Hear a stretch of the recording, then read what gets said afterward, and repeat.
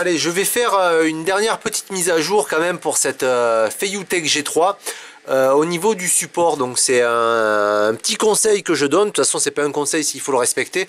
C'est quand vous démontez votre berceau, le berceau initial hein, de la S70, enfin le berceau initial de la GoPro, il faut savoir que en fait à l'intérieur il y a des capteurs qui se trouvent ici et il va falloir penser. Alors je vais enlever la caméra pour que vous puissiez bien comprendre, parce que moi je sais qu'au début j'ai fait l'erreur.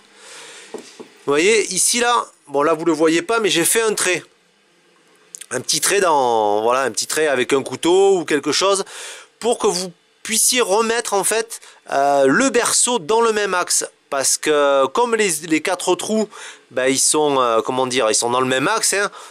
Si je mets le moteur comme ça, je peux très bien remettre le berceau comme ceci ou à l'envers.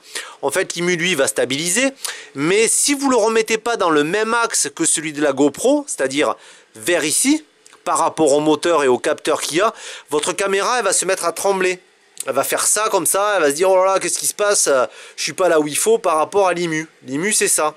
Donc pensez bien ici à faire un petit trait pour que lorsque vous démontez le berceau de la GoPro pour venir y remettre celui de la S70 ou S71, comme c'est les mêmes formats de caméra, à avoir ce petit trait pour remettre le berceau dans l'axe par rapport je sais pas, au rond qu'il y a ici là, pour être ben voilà, pour être bien direct. Ok. Et ici à l'intérieur j'ai mis un petit pivot.